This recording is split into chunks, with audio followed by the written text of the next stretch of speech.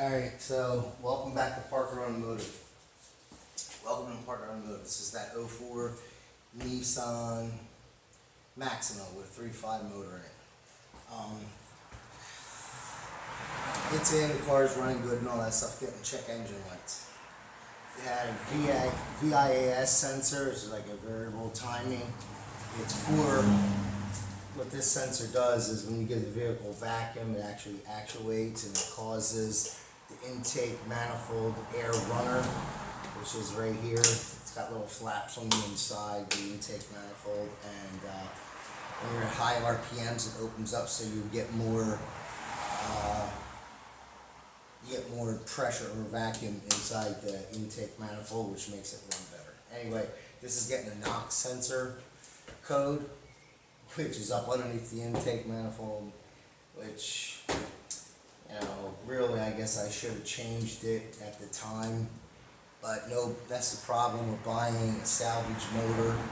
You go through it and rip the motor all the way down the bare block and then put everything from the other motor on it, because you are putting used parts onto a used motor that usually has the same amount of time. So 04, so that's 14 years.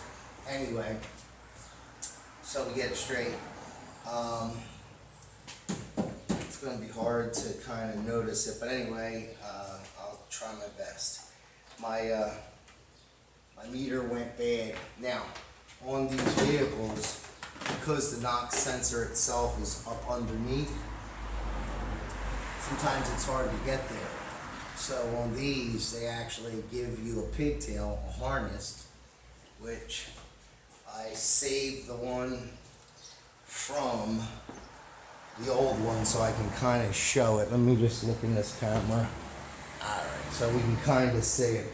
This is the NOx sensor I'm going to put in. I actually saved it from the other car. All it is just a press pin, 2-pin connector. What happens is it comes up to another, these are shielded wires. You don't want a lot of interference with a NOx sensor, because it's doing basically what it states. It's checking for NOx, bangs, vibration. And I removed the loom that goes over top of it so I can kind of show you. So it comes across, then you have shielding at every position in which this harness, if it were in there, would be touching something else. So it's actually kind of like a vibration deadener. That coming up, you have one connector which goes to your bank 1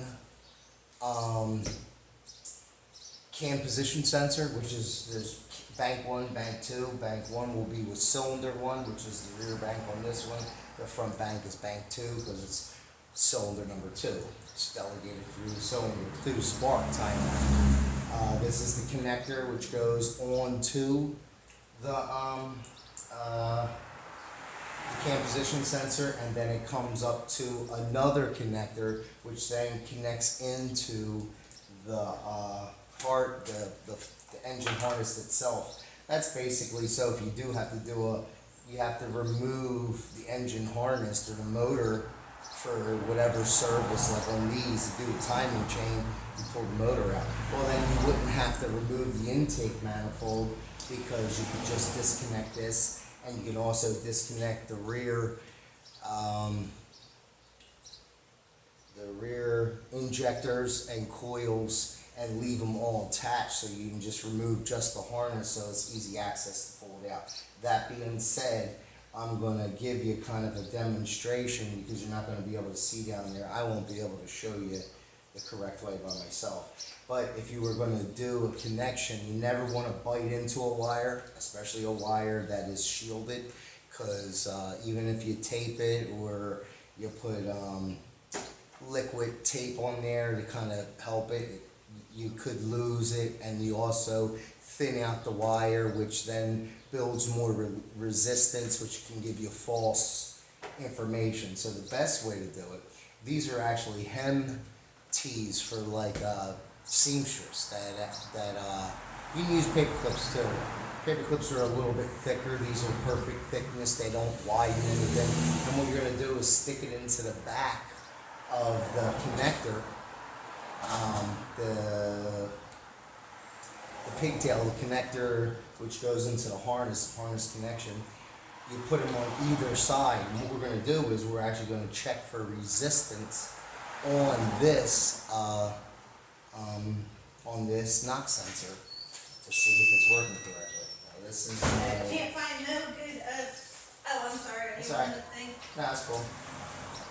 Just Okay, wanted to know so if you could look at the schematic real if you quick. can do me a favor and look in there and tell me if I'm getting 5.6 yet. So tell me can you see inside of there and tell me if they can see this through the camera. I should probably bring you a stool. That's why I asked you. You can. You can see it? Okay, so the resistance in micro ohms is 570 on this vehicle. It should be between 500 and 600 milliohms. So this sensor that came off the old car is good. So we're going to remove this. Real quick, pausing the video. Shop talk. Any idea for the schematic?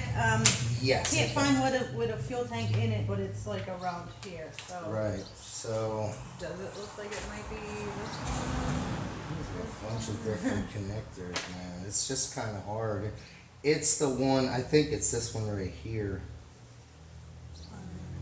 It would be the one, I think it's this complete piece right Okay, here. I'll price that out. Right. Thank you. You're welcome. I mean, I'd have to take it out. They put, is this paused? Nope.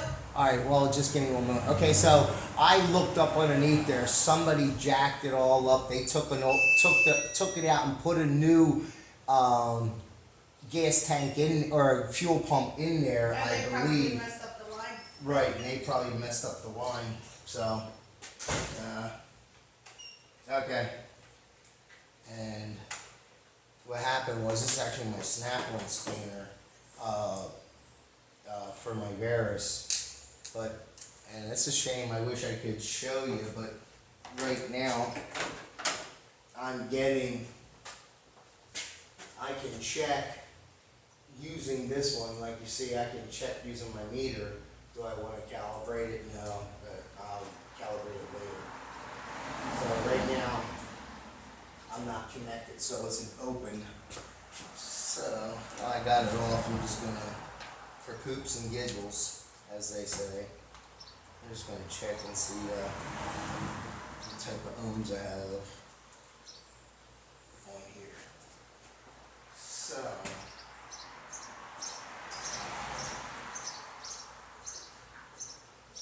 and you see I have 300 milliohms on this. So,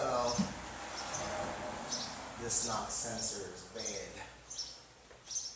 And that kind of sucks because,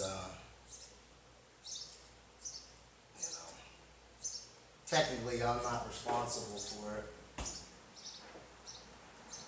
This is 500 milliohms. And you know what I'm going to do? I'm going to zero this out real quick. And all you have to do is go back. That's one good thing about this scanner.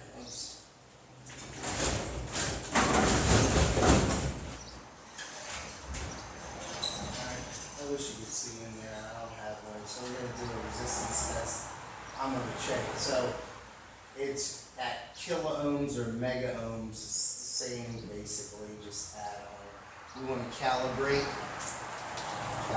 the scope. Just connect them together, zeroing it out. Same thing you do when you first turn it on. So I'm just going through here. And then I would like to pause, but I gotta rip all this off anyway. I already pretty much know, but I'm just giving a little bit of an indication. And you could use any digital multimeter. Okay, so we're zeroed out. Now, I'm gonna test the one that we already have off. Blink, blink. Bing, bong. Just like that here. Let's see what we got. So we got 560 milliohms. Okay, so now I'm gonna come off of that. I'm gonna check the one that's inside the car. At the harness point, which is right here, which here's the connector from our main harness. This is our harness that goes to the actual bank one, cam position sensor, and the knock sensor. So, wow, it's pretty high. It's 4 point, so it's 400,000. So this sensor is bad, and the sensor's bad. So we're gonna come out of here. I can actually, if I still had it connected up, I can pretty much do it on here. You can do this yourself. Let me just show you real quick. So number one would be, let me see, right here.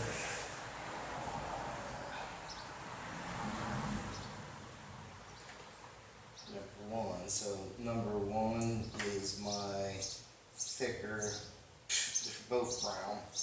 So come over here. It'll give me one reading on there and give me another here. So I'm going to go with the gray. And I'm going to connect this to here. This is basically what you would do in the car. You're just going to look for sounds. And I'm going to pull this up. I'll see if I can make the screen bigger.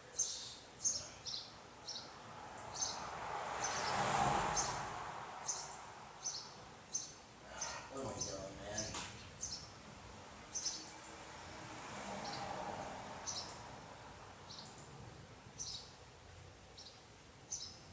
Man, it's been that long since I used it. There we go. Nice. Let's bring it up here a little bit. So you might be able to see that better.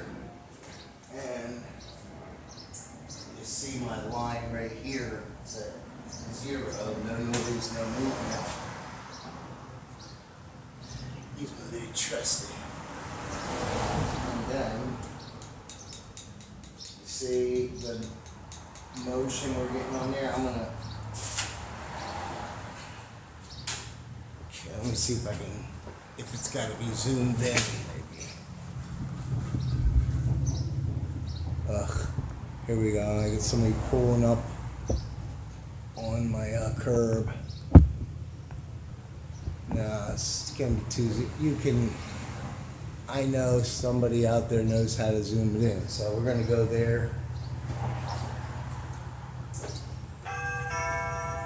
And you can see my line will just come.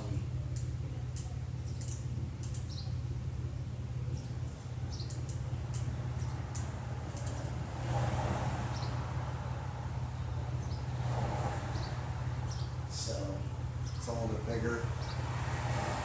I usually just use the wheel. But if you look at my line and the interference, there's kind of a lot of noise there, but you see.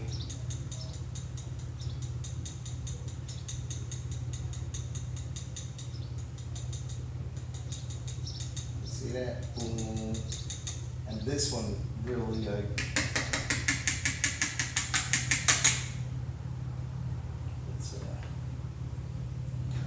demonstrate with this little bar.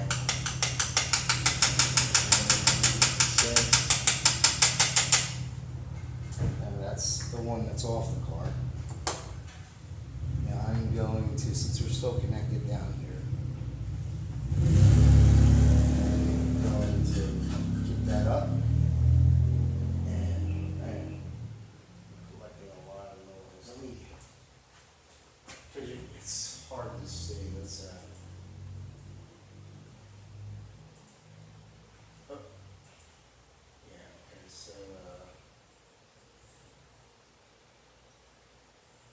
well, it just makes it easier for you to see. So here we go, knocking on.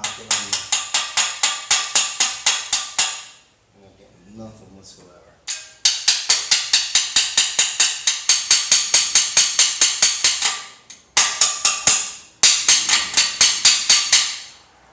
Very minimal. Should be getting a lot on that. So anyway, that's an easy way to check it. I spent all this time, but I'm not very busy today. Kind of taking a break because I'm doing all this work at my house.